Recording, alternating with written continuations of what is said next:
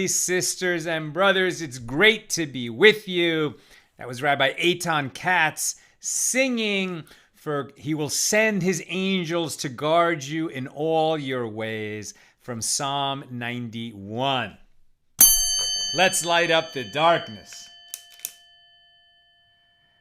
Who is with us as we get together to do a little learning on a fine Tuesday evening?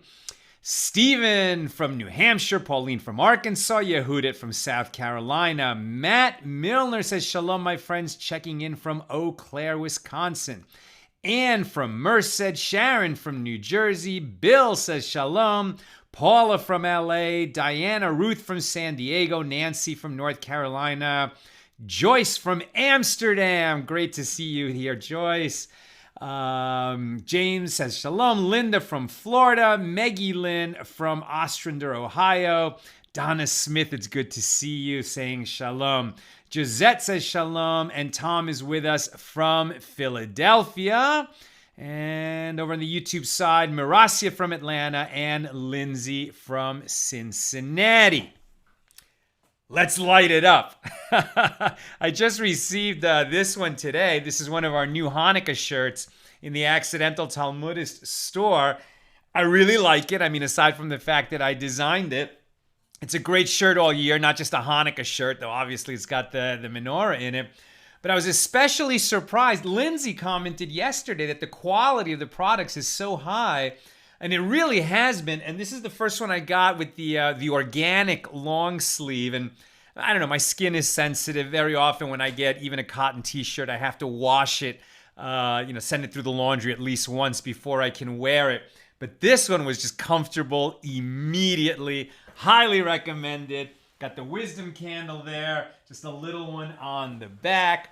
Yesterday I shared the wisdom pillows, the wisdom candle pillows that we made. I mentioned that, it's nice to make products. Hopefully we make a little money for our nonprofit. But then we got the sample, and my family, we're always fighting over this pillow. We're ordering a couple more because it's nice, it's pretty, it really is. It looks great on the couch, and it's so comfortable. There's something about this material. It's a little bit textured. It's a great pillow. Really looks good.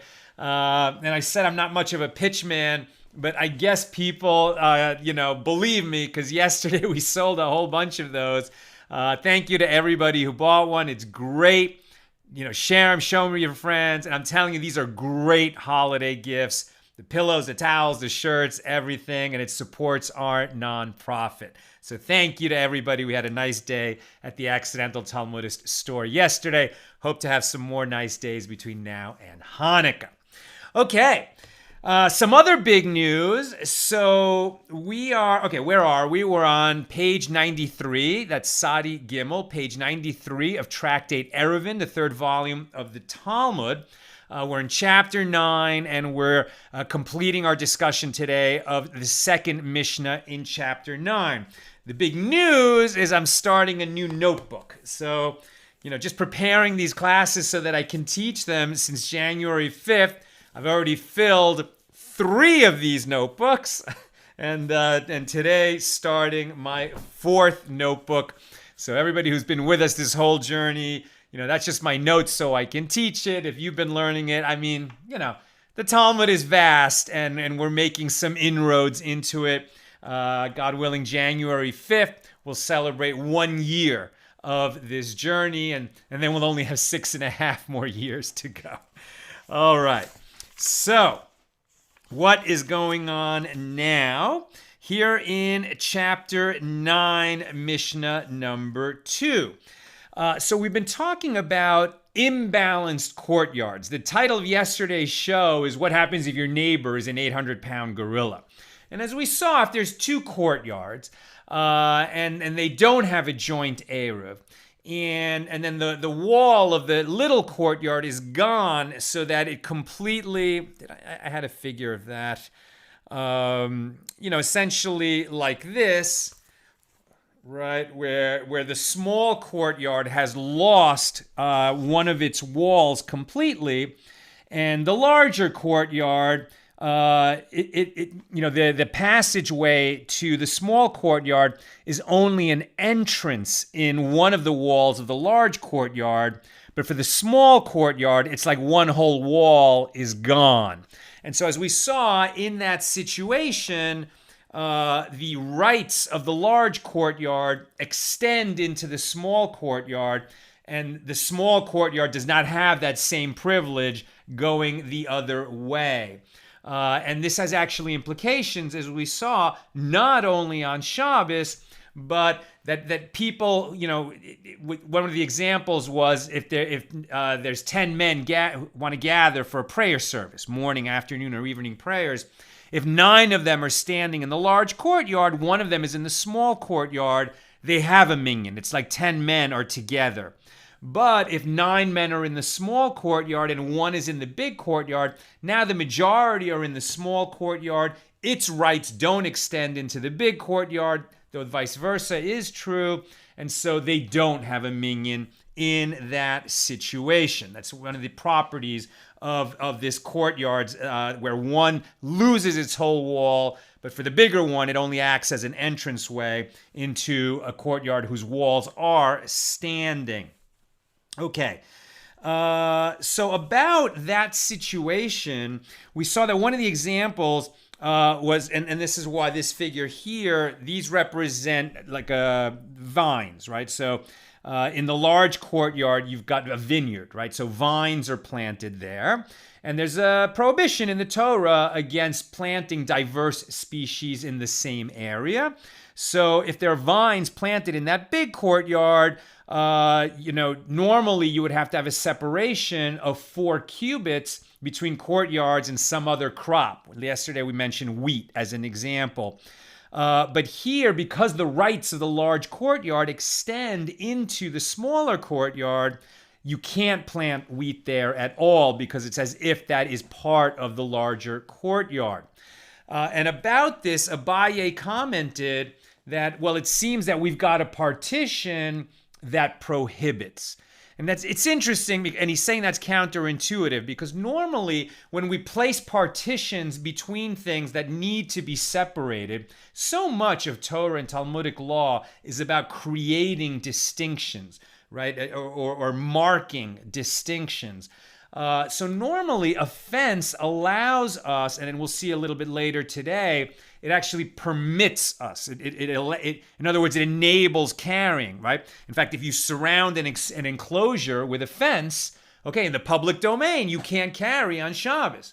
But in the enclosure, you can carry on Shabbos. So when the fence is created, it permits, right? It creates a leniency so that we can carry over a piece of land where it would otherwise have been prohibited. But here, Abaye comments that the fence that was created around these 2 partitions, right, with the small one and the big one, they're actually coming to prohibit in this situation, because if we didn't have the fact that this small courtyard is now breached into a large courtyard, you would only need 4 cubits between the vines and the wheat, and then you could plant both. But because of this situation of the big enclosure and the small courtyard breached into the large courtyard, now you can't plant wheat in that small courtyard at all. And so it's as if the partition comes to prohibit. So having introduced this idea that unexpectedly a partition can come to prohibit rather than to permit, some of the other sages bring similar examples. And it's Abaye that brought that example. So we have found a fence that prohibits, like it's so unexpected. So then the other young sages say to Abaye, we can think of an example too. But then he says, no, your example doesn't work. He does that a few times. One of those examples, Rabba bar Rav Hanan says, well, if we have, now imagine an enclosure. It's same kind of enclosure. It's just a big rectangle. And half of it has a roof. Okay, some kind of a roofing. I say some kind because light is going to get through it, but it still acts as a roofing. It's almost a little bit like a sukkah. And we're going to plant crops inside this enclosure, even though there's a roof there. This could be like a greenhouse. So what's interesting is if there's a roof only on half of the enclosure, half has a roof, half does not. Didn't we have it? Yeah. I don't have in my other colorful volume, but here's a little example of that, right? So that's a big enclosure and half of it has a roof over it. So interesting, if there's a roof over half of it, you could plant vines under the roof and you could plant wheat in the other half where the roof is not covering it. That's unexpected because it's the same enclosure and we know there's all these rules against planting. How is it possible that you could plant, in half the enclosure like this without much separation? And the answer is because where the roof ends, we have a principle, we've seen a Talmudic principle where there's a roof and it ends, we extend down as if there's a wall there, and legally speaking, it counts as a wall. So if you have this partition between the vines and the wheat, so they can be even closer than 4 cubits together because they're separated. They are separated by the extension of the edge of the roof, as it were. It's imaginary, but it has legal substance, and so we would extend down, and you could plant pretty close together. However, if you extended the roof over the entire enclosure, now you could not plant in the area where you could plant before, and so extending the roof would be an example where a partition prohibits, right? Because when the roof only went halfway, we could put wheat on the other side, but when the roof goes all the way, we no longer can add wheat to this enclosure where the vines are already there. And Abaye answers Rabba bar Rav Hanan, and he says, no, that's not what happened. It's not that adding the roof prohibited us from adding wheat to the enclosure.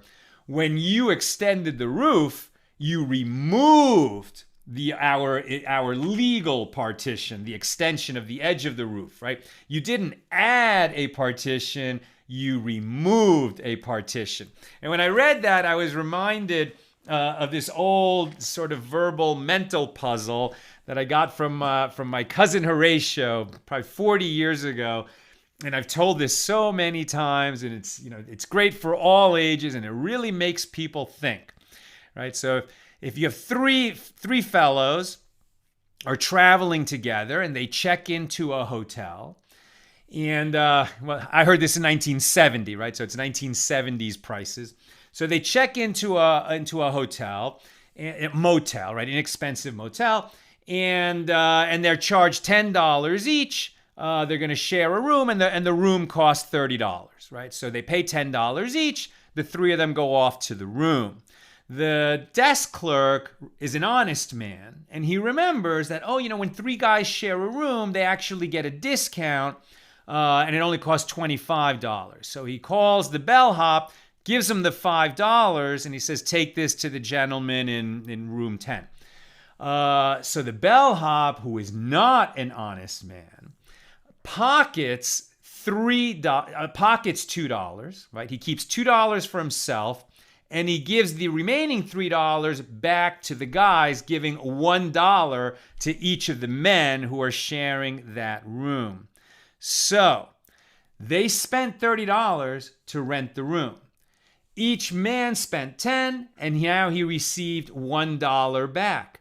So 3 guys spent $9. That's $27. The bellhop kept $2 for himself. Those are in his pocket. That's $29. Where is the missing dollar? Where is the missing dollar? I'm just going to let that sit there for a little while, let you work on it if you don't know the answer. And then we can come back around if somebody will remind me to give the answer in case you haven't figured it out. And then we'll see how this connects to the daf that we are studying together. Okay, so Rava, all right, so in terms of that half roof, Abaye says you didn't prohibit adding wheat to the enclosure by extending the roof. You prohibited adding wheat by removing that legal partition, which would have extended down from the edge of that half roof, as it were. Rava brings a baraisa to sort of help us understand this principle. And he says, imagine that there is a vineyard. So he's going to bring a baraisa which shows that walls sometimes provide a stringency and sometimes provide a leniency, depending on how they are used, which makes sense. And in his baraisa, he says, imagine there's a vineyard and it's surrounded by a partition, by a fence. So in that case, you can plant inside the fence the vines right up to the fence. And on the other side of the fence, you can start planting your wheat, right at the edge of the fence. So in that case, the wheat and the vines could be as close together. It's a significant partition, so it's maybe 4 handbreadths apart.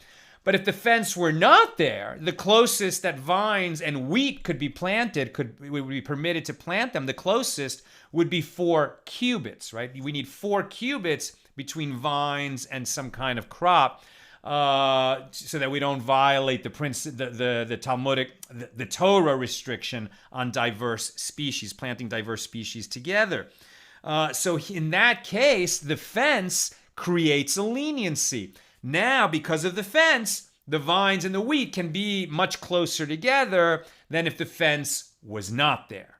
However, in our baraisa, it also shares, but if we look at just on one side of the fence, inside the enclosure, so now, and I'm not sure exactly how we get to this particular part of it, but he says on one side of the fence, this is what he's saying. So if you wanted to plant both vines and wheat on the inside of the enclosure, on the same side of the fence, what would you have to do? Well, you would have to stop the vines at the very least 12 cubits from the fence. So that then you would have 4 cubits empty, right? Just dirt lying between it. Then you could have 4 cubits of wheat. And then you would need another 4 cubits between the wheat and the fence. So you need at least 12 cubits between where the vines end and where the fence is standing. Or if you have less than that, if you only have 11 cubits, then you can't plant wheat there at all between the vines and the fence. So if we're talking about on the same side of the fence, the fact that there's a fence there means that we have 11 cubits where we can't plant. Right now, there has to be at least a distance of 12 cubits between the vines and the fence. And so now the fence prohibits, right? It creates a big stringency.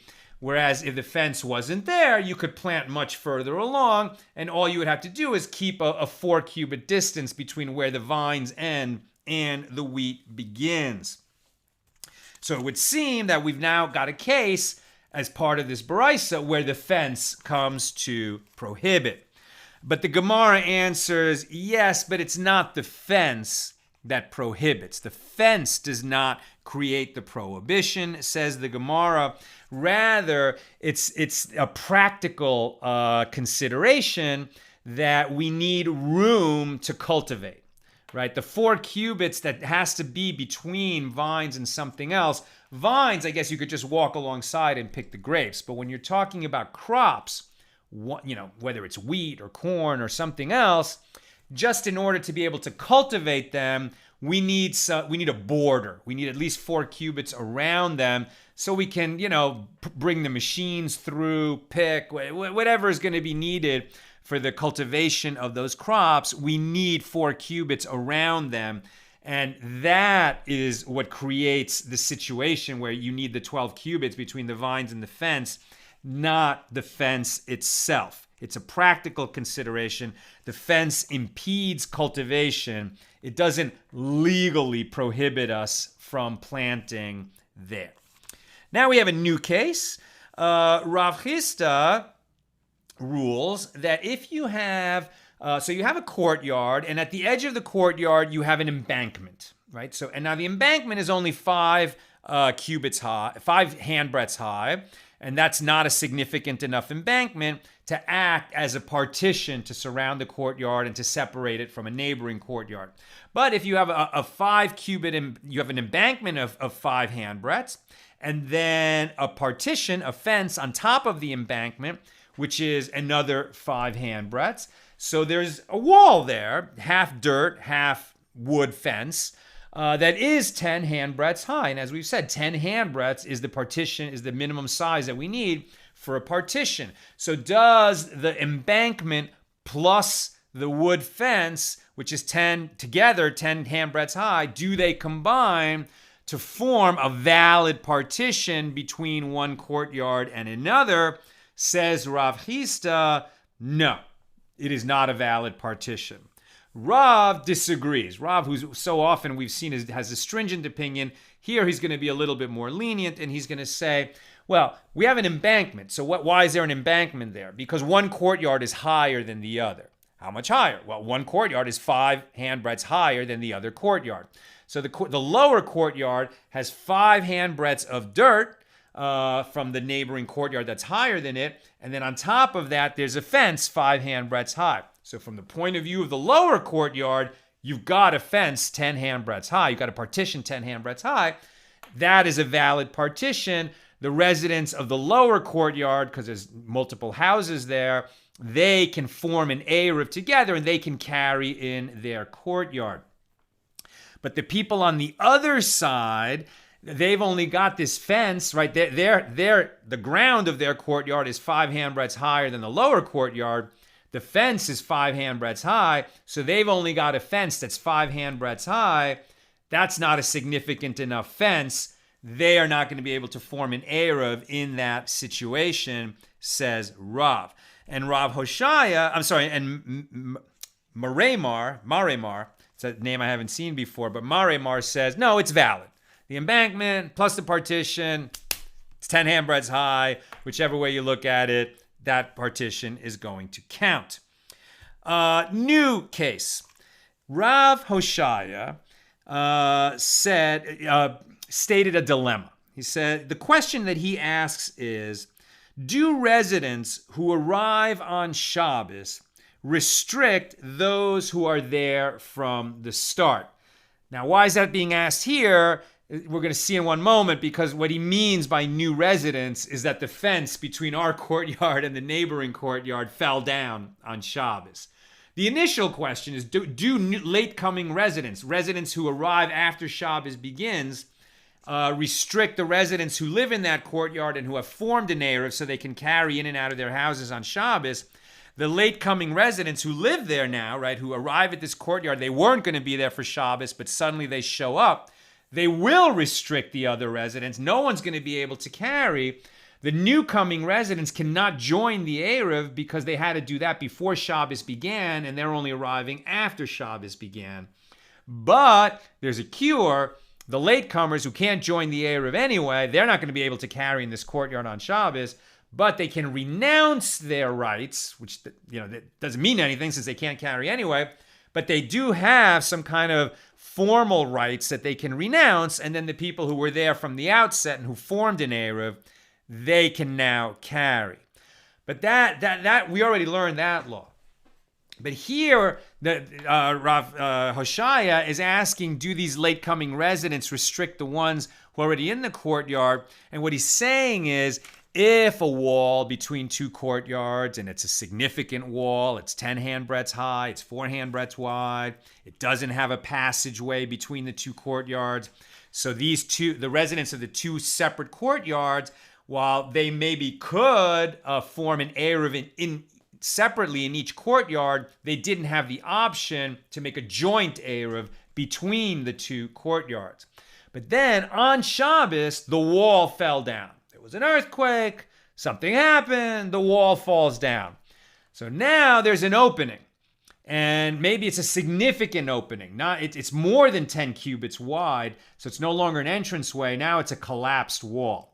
If that had happened before Shabbos started, the residents of the two courtyards would be forced to make a joint Eruv, or no one could carry, because now they really are just one courtyard, and unless everybody joins the common Eruv, nobody's going to be allowed to carry there on Shabbos. So the question is, if that happens after Shabbos starts and the wall falls down, then what is the situation? Because it's as if the residents of that other courtyard just arrived in our courtyard when the wall fell down. So to help us understand this, we should note two principles. One is, we've seen many times, something that's permitted at sundown on Shabbos, when Shabbos begins on Friday evening, if it's permitted at that moment, it remains permitted throughout the rest of Shabbos. So they were permitted to carry in their own courtyard when Shabbos began. The wall fell down later, so we might think that they could continue to carry there all through Shabbos since it was permitted at the outset.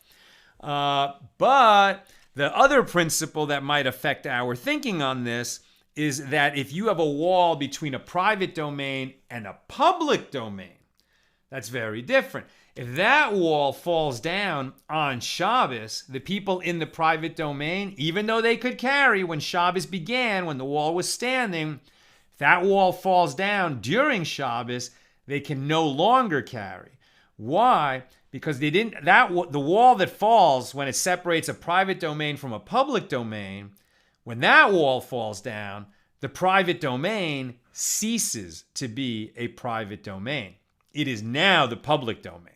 And in the public domain, as we know, on Shabbos, you can only carry something 4 cubits, and that's it. You only get Dalet Amos, 4 cubits that you can carry in the public domain. And so now that the wall fell between the private domain and the public domain, that private domain is now just simply part of the public domain. So is it going to be like that? That since, even though it happened after Shabbos started, you can actually lose your status and lose the ability to carry? Or is it going to be more like the other principle that it was permitted at the outset of Shabbos? It remains permitted. Rav says, now this is the wall falling between two private domains, between two courtyards. Rav says that wall falls down, people can only carry 4 cubits. It's as if they're in the public domain now. Shmuel says you can carry up to where the wall was before it fell down. In other words, you maintain the status that you had when Shabbos began. Now, what's interesting about this, and we're coming to the end of my teaching for today, so if you've got questions or comments, please put them in the comments and I'll start to address them soon. Rav's position, his stringent position, that if the wall between two courtyards falls down on Shabbos, the people on both sides can only carry 4 cubits. He didn't say that. It's his position, but he didn't say that. How do we know that's his position if he didn't say that? And the Gemara shares with us that it was inferred from an incident. What was the incident?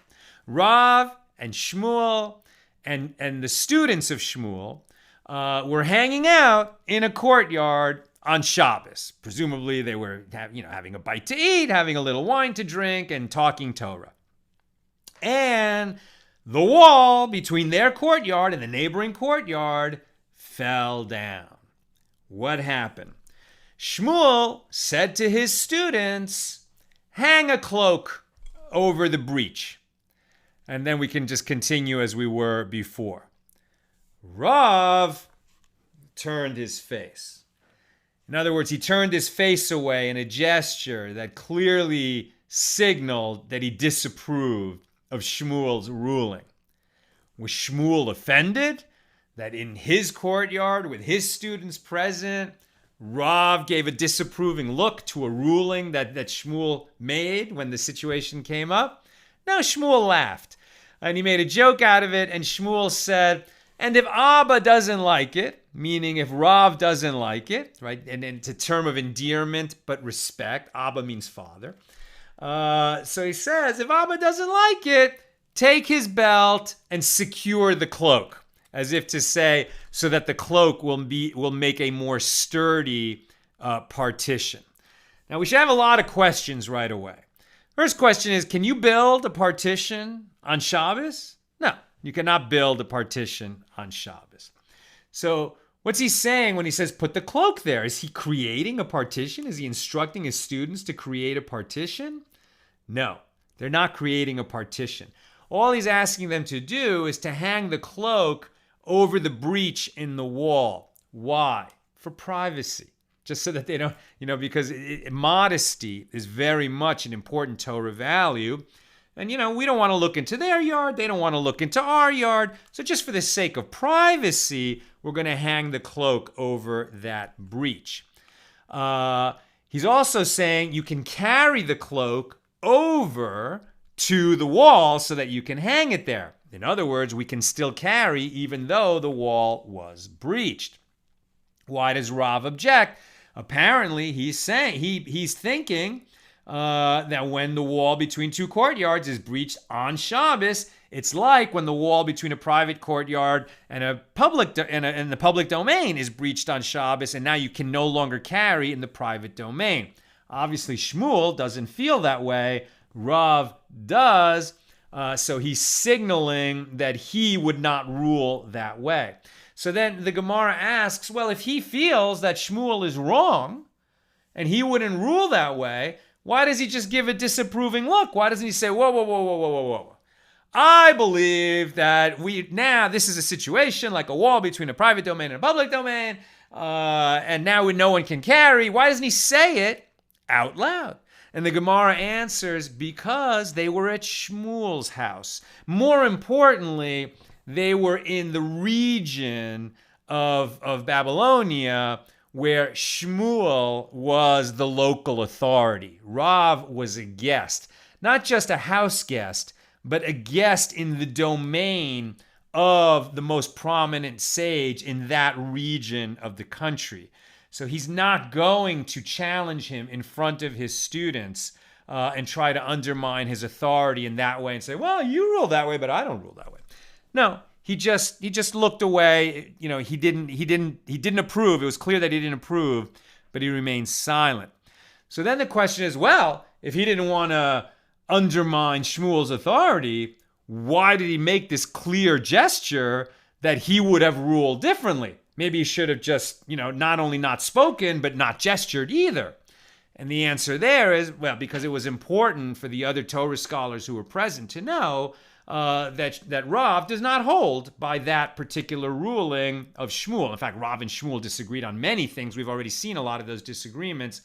But he was sort of, walking this balance, this fine line, right? Between not undermining Shmuel's authority before his students, but not letting other people think that he, Rav, would subscribe to the same ruling. So he made a silent and dignified protest, as it were. All right, that's what I've got for us. Let us check your comments and questions. Okay. Okay. What if part of the wall falls and the other part stays up? Does it matter what the wall is made of? What if it's glass and it shatters, but it stays complete? Well, that's a fascinating question. If in other words, it's a glass wall that has cracks in it, but it's still standing, I would think then it's still a wall. When part of the wall falls and part stays up, that's where it's, the basic answer is if more than 10 cubits falls down, then it's considered that the wall fell down. It's breached into the other realm. If less than 10 cubits wide section of the wall falls down, then it's considered an entrance, but that the wall still has the status of the wall. Okay, and it seems that's all the questions that we've got tonight. Anyone who was curious about the story at the hotel, and why is it, where did the missing dollar go, right? If you're just tuning in late, rewind a little bit. But when the three guys went to the hotel and they paid $10 each for their room, and the guy at the desk sent $5 back as a discount, and the bellhop kept $2 in his pocket, returned $1 to each man. So each guy paid $9. 3 times 9 is 27. $2 are in the bellhop's pocket. That's $29. They paid 30. Where's the missing dollar? That's the brain teaser. And the answer is, when you say there's $2 in the bellhop's pocket, you don't add that to 27. You subtract it from 27, right? If you add it to 27, you're just playing verbal games. You subtract it from 27, so you get back to 25, and then you understand that there was $5 that was sent from the desk, 2 with the bellhop, 3 to each of the guys. It's just a little trick to say, well, the $2 in his pocket, add it to the 27, it's 29, where's the missing dollar? And likewise, earlier when we talked about the roof that gets extended down, and the question was, if we now make the roof cover the whole enclosure, it seems like now we can't plant the wheat alongside the vines, but when there was only half a roof, we could. It seems like by adding a partition, we prohibited, which is normally not the case. Normally, by adding a partition, we permit things to happen on each side of the partition. But in fact, said Abaye, when you lengthened the roof, you didn't add a partition, you removed that legal vertical partition, which we extended down from the edge of the roof. That's an important principle. Like the more we study how the sages think and how they apply laws from one realm to another, the more we become more facile in understanding both how to apply rules, but also how to listen when other people are describing the state of things, right? The status of things. And very often people can play word tricks like that to seemingly prove their point. And unless you're following the logic carefully of what they're saying, it can sound logical and sensible, and it's not at all, right? And so that's why Talmudic reasoning, why it's called Talmudic reasoning, we really sharpen our ability to hear, to be clear, to draw distinctions, to make comparisons when we engage in this kind of work. And that's one of the reasons why we pray every morning. The Jewish people pray every morning, may we and our children and our children's children and the children of your nation Israel all be knowers of your name. So we're praying to God and we're saying, we know your name, meaning that we know there's a God in the world and we thank you and bless you and praise you. And students of your Torah for its own sake, right? So very often we're studying matters that, like, when is this going to come up that we're going to be creating partitions? Later, when is it going to come up that we're studying the sacrifices and how to make the incense, which was burned 2,000 years ago and which will not be made again or burned until the temple is rebuilt after the Messiah comes. And one can think, oh man, we're really studying a lot of stuff that's just no practical application. But there's so much that comes out of it. And perhaps in some ways, like when the space program was launched, people said, what do we have to spend so much of the gross national product to get men in space? How is that going to help the guy in Cleveland get a job? And the answer is there were so many discoveries that came out of the space program that really did benefit all people. And so there's many benefits that come out of this study that we just won't even realize are coming our way until they do. And that's why we always pray that our children will be knowers of your name and students of your Torah, Torah lishma, Torah for its own sake. That's what I've got for us today. If you like the shirt, it's great for Hanukkah. It's great all year. It's got the wisdom candle in back. We got the wisdom candle pillow. The link is right there, shop.accidentaltalmudist.org. Wonderful holiday gifts for everyone on your list, and they all support our nonprofit. All the best, my holy sisters and brothers. Hope to see you tomorrow when we begin a new Mishnah on page 94 of Tractate.